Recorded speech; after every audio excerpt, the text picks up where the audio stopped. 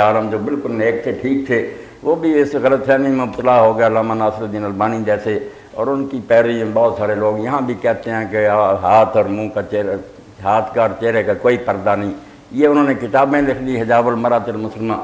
تو یہ غلط فہمی ہوگی، اصل بات نہیں ہاتھ اور چہرے کا پردہ، مگر اس کی ایک خاص حد ہے۔ کچھ لوگ گھر میں بھی یہ کرواتے ہیں کہ دیور ہیں، جیٹھ ہیں، اپنے خاندان کے، وہاں بھی عورتیں چہرے چھپاتی پھرتی ہیں، وہاں بھی سختی کرتے ہیں، نہیں دین کو پوری طرح سمجھتے۔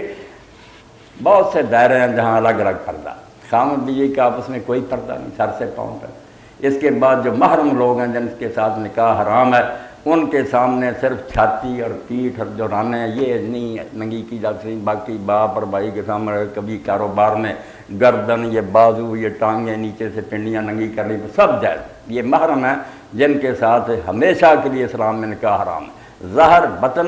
اور جو ہے یہ ران، یہ ہے پیٹ، یہ پشت اور یہ رانے، یہ محرم کے سامنے نہیں، کسی حالت میں نہیں ننگی کی جائے، مجبوری الگ ہے۔ اور اس کے بعد دائرہ کہ وہ محرم نہیں ہے مگر رشتہ دار ہیں، دیور جیٹھ وغیرہ یا خاوند کے دوست ہیں، گھر میں آتے ہیں، قابل اعتماد ہیں، ان کو گھر میں آنے کی اجازت ہے، ان کے سامنے یہ منہ اور ہاتھ ننگے رکھے جائیں گے، زیب و زینت کے بغیر، سادہ حال۔ یہ سورہ نور میں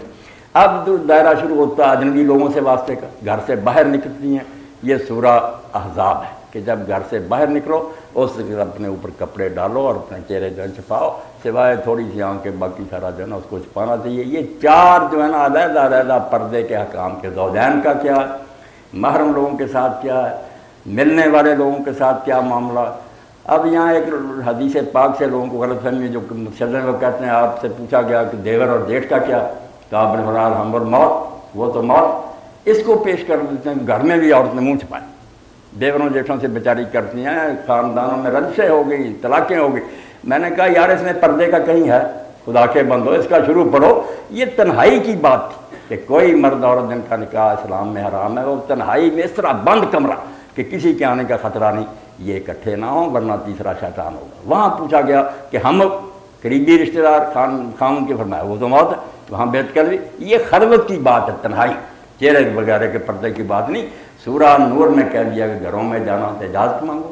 اجازت مانگے تو وہاں فرمایا عورتیں دوپٹے ٹھیک کر لیں، اور منہ اور ہاتھ الا ما ظہر منہا، یہ ننگے جو رکھیں کوئی نہیں۔ باہر جب نکلیں گی نا پھر کہا یدنین علیہن من جلابیبہن، بڑی چادر ہو اوپر اس کو اپنے پر لٹکائیں، چھپا لیں اپنا سر، پھر چہرہ اور ہاتھ بھی لٹکا چھپانے۔ وہ پورے خطبات جو ہے نا لے لیں انشاءاللہ، وہاں دلائل اور ہر چیز میں نے جو سوال تھی حل کر دی۔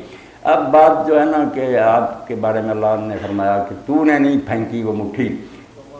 ومار میں تاجر ویدہ، آپ نے وہ پھینکی تو آپ نے نہیں پھینکی، اللہ نے پھینکی۔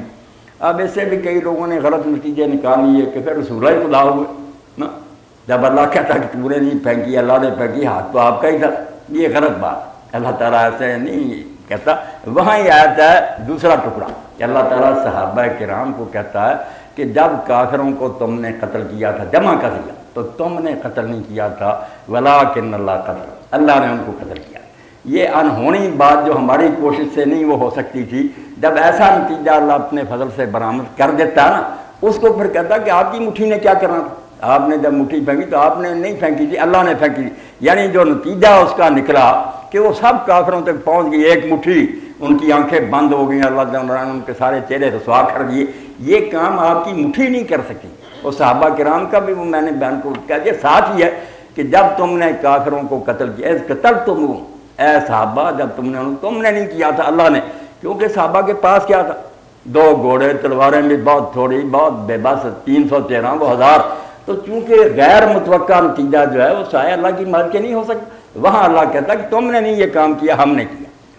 ہوتا اسی نے کیا، مگر اللہ تعالیٰ کی مدد کا ذکر ہوتا۔ جی